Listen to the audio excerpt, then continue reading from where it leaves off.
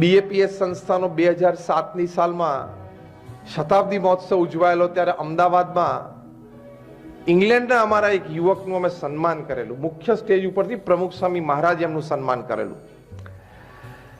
એ યુવક, એનું નામ દીક્ષિત, એ નાનપણથી એને સંકલ્પ હતો કે મારે ગ્રાફિક ડિઝાઇન અને ફોટોગ્રાફી શીખવી છે, અને એ પણ ઇંગ્લેન્ડ એટલે કે યુકેની નંબર 1 યુનિવર્સિટી રેવન્સલેન્ડ યુનિવર્સિટીમાંથી. અને મહેનત કરી, પોતે હોશિયાર પણ ખરો, એટલે એને એડમિશન મળ્યું ગ્રાફિક ડિઝાઇન અને ફોટોગ્રાફીમાં રેવન્સલેન્ડ યુનિવર્સિટી યુકેમાં એડમિશન મળ્યું. અને જે કંઈ કુદરતનો ક્રમ, એમના માતૃશ્રીને પેરાલિસિસનો સ્ટ્રોક આવ્યો. એને પિતા નથી, ઘરે માતા અને દીકરો એકલા રહે. માતાએ બહુ તકલીફ વેઠીને દીકરાને મોટો કર્યો, પણ દીકરો હોશિયાર, ભણવામાં બધી રીતે. હવે ત્યાં તો ઇંગ્લેન્ડમાં તો પરિવારજનો તો બીજા કોઈ હોય નહીં, કાળજી કોણ રાખે? આ છોકરાએ એનું એડમિશન જતું કર્યું. એને યુનિવર્સિટીમાં પત્ર લખ્યો કે મારે ઘરે પરિવારમાં રહેવું ખૂબ જરૂરી છે. એને પ્રોબ્લેમ વર્ણવ્યો નહીં, મારે રહેવું ખૂબ જરૂરી છે, મારી હાજરી અત્યંત આવશ્યક છે 24 કલાક મારા ઘરમાં, એટલે હું આ એડમિશન જતું કરું છું. મારા એટલે મેરિટમાં જે લિસ્ટ પૂરું થતું પછી પહેલી વ્યક્તિ આવતી અને તમે મારી સીટ ઓફર કરી શકો છો, એવો લેખિત મેલ મૂકી દીધો. આ લોકોએ રીચેક કરવા માટે, કારણ કે આ તો કદાચ પીધેલી અવસ્થામાં કોઈક આવો મેલ લખી નાખે, પાછળથી પસ્તાય, એટલે પાછું રીચેક કર્યું. 2 વર્ષ સુધી એમના માતૃશ્રી, જેને lower half of the body આખું પેરાલિસિસ થઈ ગયું હતું, મુવમેન્ટ બંધ થઈ ગઈ હતી, એ માતાની સેવા કરી. આવી સારી પોતાની કારકિર્દી છોડીને માતાની સેવા કરી. આ વાત રેવન્સલેન્ડ યુનિવર્સિટીના એડમિનિસ્ટ્રેટરને થોડા વખત પછી ખબર પડી કે માતાની સેવા કરવા માટે આ છોકરાએ પોતાનું સ્વપ્ન હતું, જે યુનિવર્સિટીમાં જવું હતું, જે એડમિશન મળ્યું તે જતું કર્યું છે. અને ફરી વખત એને 2 વર્ષ પછી વગર એન્ટ્રન્સ ટેસ્ટે એડમિશન આપ્યું. 2 વર્ષમાં એમના માતૃશ્રીને ફિઝિયોથેરાપી ઇત્યાદિથી લગભગ 70-80% સારું થઈ ગયું. પોતાનું કામ કરતા કરી શકે, ઘરે હરીફરી શકે. પછી આણે એડમિશન લીધું. આવા પ્રસંગો છે પરંપરામાં આપણે. અને હમણાં જેમ હર્ષભાઈએ વાત કરી કે આપણે આપણા મા બાપ એને આપણે એનાથી દૂર થતા જઈએ છીએ, અથવા તો આપણે એને દૂર રાખીએ છીએ, તે સુખમય જીવનની જડીબુટ્ટી નથી. એની માટે થોડુંક જતું કરી લેવું, મોટું મન કરી લેવું. એની માટે અમે એક સરસ ફોર્મ્યુલા શીખવાડી છે, take formula, TAAC. T is tolerance, A is acceptance, another A is adjustment, અને C is compromise. તમે બધા બેઠા છો, તમને અનુભવ છે ને કે જેનું પોતાના ઘરમાં 100% ધાર્યું થતું હોય ને આંગળી ઊંચી કરો તો. અઘરો પ્રશ્ન પૂછ્યો ને. જેનું પોતાના ઘરમાં 100% ધાર્યું થતું હોય આંગળી ઊંચી કરો. કોઈ ના કરી શકે. અને ધાર્યું કરવા જાય તો કાર્યક્રમ ચાલે? એ લાંબુ ના ચાલે. 2-5 વર્ષે બધું તૂટી ભાંગી જાય. બધું કોમ્પ્રોમાઇઝ ઉપર જવું પડે. મેડ ફોર ઈચ અધર કપલ હોય ને શહેરમાં, એ પણ 70-30 રેશિયો ઉપર ચાલતા હોય. હા, એને એવોર્ડ કયો મળે શહેરમાં? મેડ ફોર ઈચ અધર કપલ. પણ 70-30 નો રેશિયો હોય. 70% એકબીજાને સંપૂર્ણ અનુકૂળ હોય, 30% તો ટોલરન્સ, એક્સેપ્ટન્સ અને કોમ્પ્રોમાઇઝ ઉપર જ ચાલે. થોડું સહન કરી લેવાનું, થોડું જતું કરી લેવાનું, થોડું મોટું મન રાખી લેવાનું, અને થોડું આંખ આડા કાન કરી જ લેવાના. ભાઈ નક્કી જ છે કે સવારે 8:30 જ ઉઠે છે અને તમારે 7 વાગે ચા પીવાની ટેવ છે, તમારે 8:45 ની કરી જ નાખવાની ટેવ. એટલું તો એડજસ્ટમેન્ટ કરવું પડે ને. બધું તો ધાર્યું થાય નહીં ને. અને રિવર્સ કેસમાં ધારો કે ખબર જ છે કે ભાઈ અમારા હસબન્ડ છે ને રાત્રે 11, 11:30, 12 વાગ્યા સુધી છે, પેલા BBC ને ન્યૂઝ આવે પતાઈને સુવાની ટેવ છે, અને તમારે સુવાની ટેવ 10, 10:30 ની હોય, તો શું કરવાનું? આમ પડખું ફરવાની ટેવ હોય, જે બાજુ ટીવીની સ્ક્રીન ચાલતું હોય એ બાજુ, તો આમ પડખું ફરીને સુઈ જવાનું. એડજસ્ટમેન્ટ. એડજસ્ટમેન્ટ ના આવડે ને પ્રોબ્લેમ થાય જ લાઈફમાં. આ સિદ્ધાંત તમે આજના પ્રવચનમાં કાંઈ જ ના શીખો ને તો આટલું શીખીને જજો. Life is adjustment. જીવન છે ને એડજસ્ટમેન્ટ જ છે. 50% કેસમાં માંડ તમારું ધાર્યું થશે, 50%માં તમારે મોટું મન રાખવું પડશે, જતું કરવું પડશે, સામેવાળાનું સાચવી લેવું પડશે, એનું રાખવું પડશે, આંખ આડા કાન કરવા પડશે, ભૂલો દેખાશે પણ નહીં જોવાની, આ કરવું જ પડશે. નહીં તો પારિવારિક જીવનનો સુખ આવશે જ નહીં. કારણ કે બધા તો કઈ સોને મઢેલા તો છે નહીં, આપણે નથી, હા, કોઈ નથી પૃથ્વી પર. બધા આપણે માનીએ છીએ કે આપણા બધામાં સુધારો શક્ય છે, હા કે ના? કે આપણે એમ માનીએ છીએ કે આઈ એમ 100%. Nobody is 100%. Till the last breath of your life you are a student. આપણે બધા વિદ્યાર્થી છીએ. તો આપણે એડજસ્ટમેન્ટ અને કોમ્પ્રોમાઇઝ ઉપર આવી જવાનું. એક પતિ પત્નીને 50 વર્ષ પૂરા થયા લગ્ન જીવનને, સ્ટેજ ઉપર કાર્યક્રમ થયો, સમાજના બધા ભેગા થયા, 50 વર્ષ લગ્ન જીવનના. આમાંથી એક સજ્જન બેઠા તેને ઉભા થઈને પ્રશ્ન પૂછ્યો કે 50 વર્ષ તમારે લગ્ન જીવનના પૂરા થયા, સુખી લગ્ન જીવનના, એની પાછળનું રહસ્ય શું? તો કે રહસ્ય બહુ સિમ્પલ. પેલા ભાઈ કે તો કે શું? બધા અગત્યનો નિર્ણય મારે જ લેવાના અને પત્ની હા પાડી જ દેવાની, આર્ગ્યુમેન્ટ જ નહીં કરવાની. અને ઓછા અગત્યના હોય ને એ પત્ની લઈ લે નિર્ણય. હું કહું કર નાખ ને. જો તમે બધા અનુભવી બેઠા, તમને ખબર પડી ગઈ કે આમાં ચાલે નહીં લાંબુ, એટલે ફરી વખત કોઈ બીજા સજ્જન બેઠા હતા, ધનેરા સમાજના જ હતા, એને પૂછ્યો પ્રશ્ન કે તમને વાંધો ના હોય તો કયા કયા અગત્યના નિર્ણય જે તમે પતિ તરીકે લો અને પત્નીએ હા જ પાડી દેવાની, અને કયા ઓછા અગત્યના નિર્ણય જે પત્ની તમે લો અને પતિ હા પાડી દેવાની? તો કે વેરી સિમ્પલ. ઓછા અગત્યના નિર્ણય જે મારી પત્ની લે અને મારે માથાકૂટ નહીં કરવાની, એ કયું ઘર અમારે રહેવા માટે લેવું, કઈ ગાડી લેવી, છોકરાઓને કયા સ્કૂલમાં ભણવા મોકલવા, ઘરની અંદર ઇન્ટિરિયર શું કરવું, નોકર ચાકરના પગાર શું રાખવા, અમારા પરિવારજનમાં સગાવાલામાં કોની સાથે ક્યાં કેટલા કેવા સંબંધો રાખવા, એ પિકનિક કે ટૂર ઉપર જવાનું હોય તો એ પણ એ નક્કી કરે. અમે બહાર ફરવા જઈએ તો કોને શું કપડાં પહેરવાના એ પણ એ નક્કી કરે. આવા બધા નાના નાના નિર્ણયો એ લે અને હું હા પાડું. એટલે જો બધાને વધારે મૂંઝવણ થઈ ના તો મોટા નિર્ણય રહ્યા કયા? આમાં ગાડી આવી ગઈ, ઘર આવી ગયું, ઇન્સ્યોરન્સ આવી ગયું, બધું આવી ગયું, તો મોટા મોટા રહ્યા કયા? એટલે ફરી વખતે ભાઈને પૂછ્યું કે આ મોટા નિર્ણયો કયા રહ્યા જે તમારે લેવાના ને પત્ની આ પાડ દે? તો કે રશિયા યુક્રેન સાથે યુદ્ધ કરવું જોઈએ કે ના કરવું જોઈએ? હું કહું ના, એટલે મારા પત્ની કે વાત તમારી બરોબર છે, ના કરો, લો ચા પી લો. અમેરિકાએ અફઘાનિસ્તાન છોડ્યું બરોબર કે નહીં? એટલે હું એમ કહું કે ના, બરોબર નહીં, રહેવું જોઈતું, તમારી વાત સાચી છે, લો ચા પી લો. એટલે જે પ્રશ્નો આંતરરાષ્ટ્રીય કક્ષાના હોય ને એના નિર્ણય હું લઉં અને પત્ની હા પાડે. અને જે પ્રશ્ન અને ચર્ચા અમારી 4 દિવાલની અંદર ના હોય ને એ પત્ની નિર્ણય હું હા પાડું. આમ જ 50 વર્ષ ચાલે. હા, ઇન શોર્ટ, મકાન કયું લેવું એનો મેજર નિર્ણય તમારી પાસે હોય, કારણ કે ફાઇનાન્સ કરવાનું છે. પછી અંદર બારીના પડદાના કલરમાં તમારે જેન્ટ્સ તરીકે માથાકૂટ કરવાની, તો આ ચાલશે, તો જ સુખમય જીવન ચાલશે. મકાન તમારે લેવાનું અને ઇન્ટિરિયરના પડદાના કલરમાં કોઈ માથાકૂટ કરવાની નહીં. પડદા લગાઈ જાય અને પછી તમને કે કેવા લાગે છે? સુપર્બ.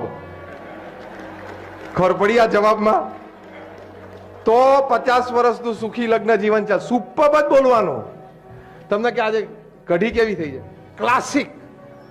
46 વર્ષમાં આવી ખાધી નથી, કઈ જ દેવાનું અને ચૂપચાપ પી લેવાની. પછી કડવી હોય ને પીવે પાછળથી ખબર પડે આ વાત અલગ છે. તમારે તો બોલવાનું જ નહીં કે આજ કડવી છે. આ દ્રષ્ટાંતથી ખાલી એક લાઇટર મોમેન્ટથી હસતા હસતા મારે તમને એક મુખ્ય મુદ્દો સમજાવવો છે. ટોલરન્સ, સહન કરી લેવું, એડજસ્ટમેન્ટ કરી લેવું, તો ચાલી જાય, નભી જાય.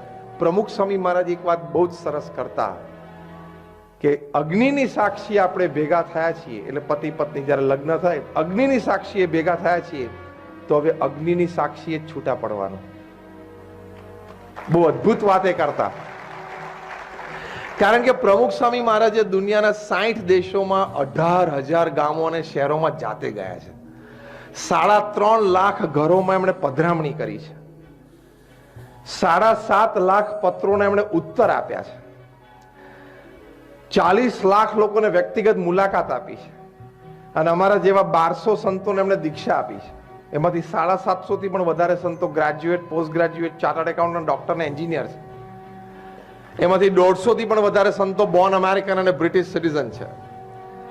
એમાંથી 50 થી પણ અમારે વધારે સંતો Stanford, Harvard, Carnegie melon, Yale અને કિલોંગ જેવી ઇન્સ્ટિટ્યૂટમાં ભણ્યા છે. આ મેં તમને એટલા માટે કીધું કે તમને એમ ના થાય કે નહીં ફાવ્યું, નહીં જામ્યું હોય એટલે ગોઠવાઈ ગયા.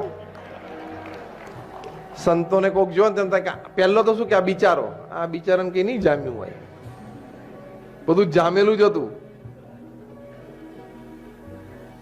તમારામાંથી 30 વર્ષના કે 30 વર્ષથી ઓછા ઉંમરના બેઠા હોય, આંગળી ઊંચી કરો તો 30 કે 30 થી ઓછા, ભરપૂર આંગળી ઊંચી કરો બરોબર એટલે દેખાય. એ તો યંગસ્ટર, આ તો આખું ક્રાઉડ એક બાજુ બધા બેઠા છે. 60% થી ઉપર હાજરી આ રેન્જની છે. 30 કે 30 થી ઓછા. મારે તમને એટલું કહેવાનું કે તમે લોકો જન્મ્યા ને એ પહેલા મેં મારું એન્જિનિયરિંગ પૂરું કરેલું છે. તમે લોકો જેને આંગળી ઊંચી કરીને તમે લોકો પૃથ્વી પર આવ્યા ને, before that I had finish my engineering. અને એ પણ ડિપ્લોમા નહીં, હા, ડિગ્રી. અને એ પણ પ્રાઇવેટ કોલેજમાંથી નહીં. અમારી વખતે કોઈ પ્રાઇવેટ કોલેજ હતી નહીં કે 55% કમ્પ્યુટર એન્જિનિયરિંગમાં એડમિશન મળી જાય. Only state government colleges. એટલે બહુ સમજીને અહીંયા આવ્યા છીએ, બહુ વિચારીને અહીંયા આવ્યા છે. એટલે we know what we are doing, we know what we are talking. આ સુખી જીવન જીવવાની આ જડીબુટી. તમારું વર્તન ઘરમાં, એકવાર ઘરડા ઘરમાં રિસેપ્શનિસ્ટ છે, છાપું વાંચતા હતા અને એમાં જાહેરાત આવી કે અમારું આ કૂતરું ખોવાઈ ગયું છે. કૂતરાનો ફોટો હતો અને કે જે આ કૂતરું જોવે આ કૂતરાને તો તાત્કાલિક નંબર ઉપર ફોન કરે. રિસેપ્શનિસ્ટે તરત ફોન કર્યો કે તમારું કૂતરું અહીંયા છે, આવીને લઈ જાઓ. તો કે તમે ક્યાંથી બોલો છો? તો કે ઘરડા ઘરમાંથી બોલું છું અને તમારી વૃદ્ધ માતા અહીંયા રહે છે, એના ખોડામાં આવીને બેઠું છે. શાંતિથી વિચારજો આ વાત.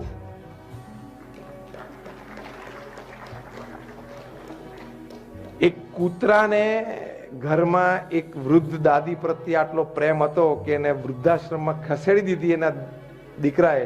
તે કૂતરું પણ ઘર છોડીને વૃદ્ધાશ્રમમાં જાય છે. હવે પેલો કયા મોઢે આ કૂતરું લેવા આવે? અને મા બાપને ગરડા ઘરમાં મૂકી દીધા અને કૂતરું ખોઈ ગયું, છાપામાં જાહેરાત આપી. બહુ કરુણ કટાક્ષ હતો આ, પણ જે હકીકત હતો. એટલે સેવાની ભાવના છે, મદદરૂપ થવાની ભાવના છે, ટોલરન્સ છે, એક્સેપ્ટન્સ છે, એડજસ્ટમેન્ટ છે, બધું રાખવાનું. એકવાર એક બાળક એના પિતાને પ્રશ્ન પૂછ્યો કે પપ્પા, ત્રેતા યુગમાં ભગવાન રામે એની આજ્ઞા પાડી, એમના પિતાશ્રીની આજ્ઞા પાડી તો એ મહાન થઈ ગયા. સતયુગમાં પ્રહલાદ એમના પિતાની આજ્ઞા ન પાડી તો એ મહાન થઈ ગયા. ત્રેતા યુગમાં ભગવાન રામે એમના પિતાશ્રી દશરથજીએ જે કીધું એ બધું કર્યું અને મહાન થઈ ગયા. અને સતયુગમાં પ્રહલાદે એમના પિતા હિરણ્યકશ્યપુની કોઈ વાત માની નહીં તો એ મહાન થઈ ગયા. એટલે કે આ બે વાત સમજી. એટલે મને પ્રશ્ન છે કે મારે તમારું માનવાનું કે નહીં માનવાનું?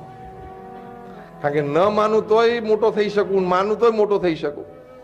એટલે પિતાએ કીધું કે બેટા, સતયુગની વાત જુદી છે, ત્રેતાયુગની વાત જુદી છે, કળિયુગની વાત જુદી છે. કળિયુગમાં મારે કે તારે જેને પણ મહાન થવું હશે ને, આપણે બંને તારી મમ્મીની વાત માનવી પડશે.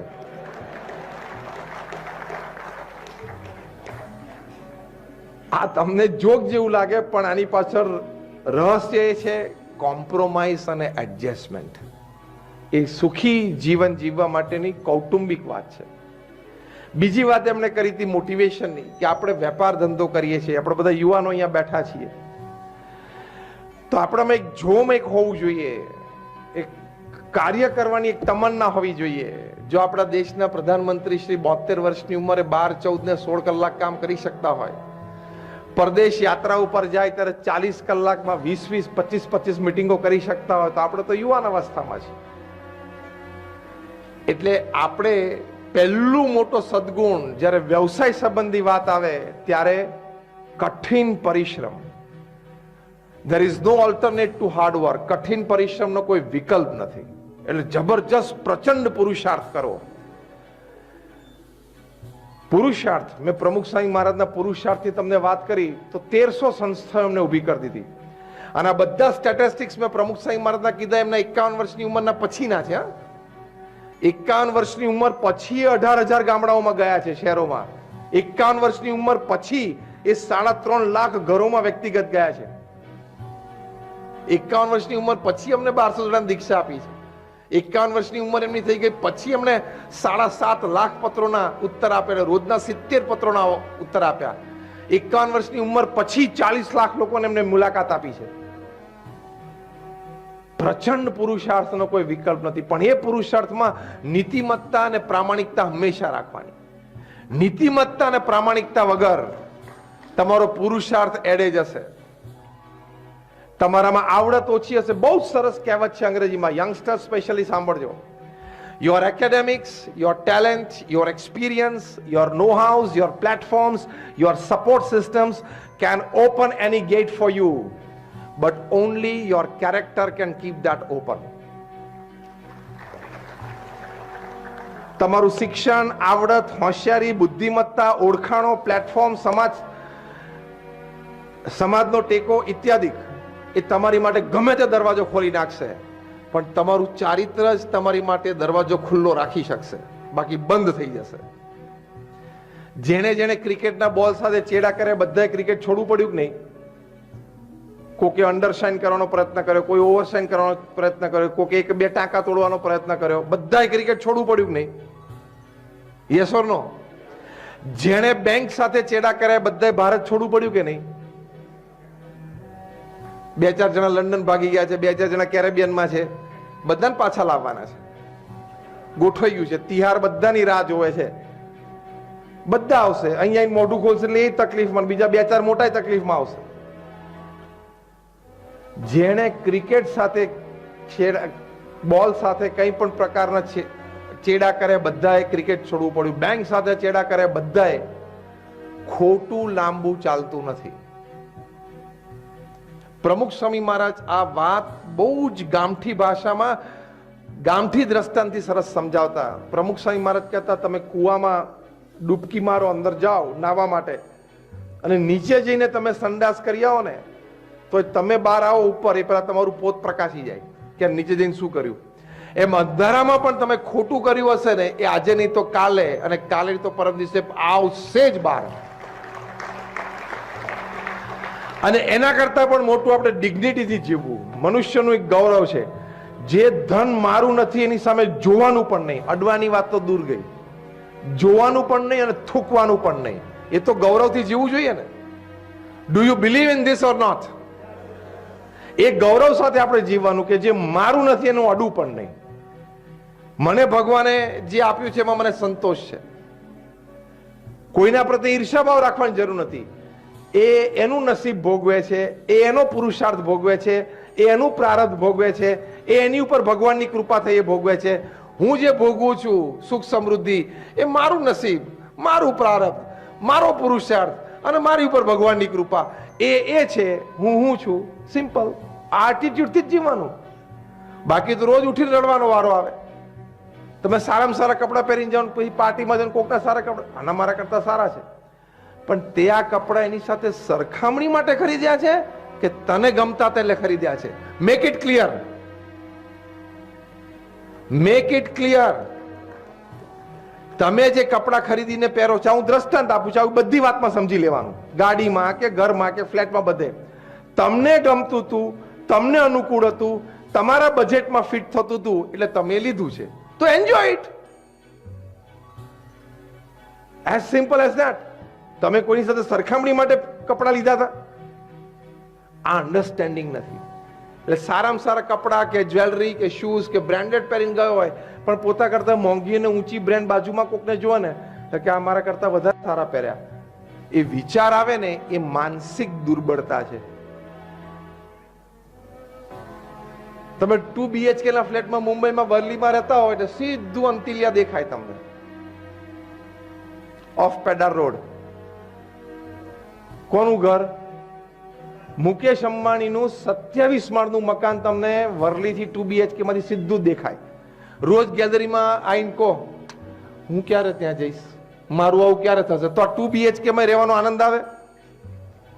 એ એમના નસીબનું, એમના પુરુષાર્થનું, એમની ઉપર ભગવાનની કૃપાનું ભોગવે છે. હું મારા નસીબનું, મારા પુરુષાર્થનું ભોગવું છું. આનંદ કરને.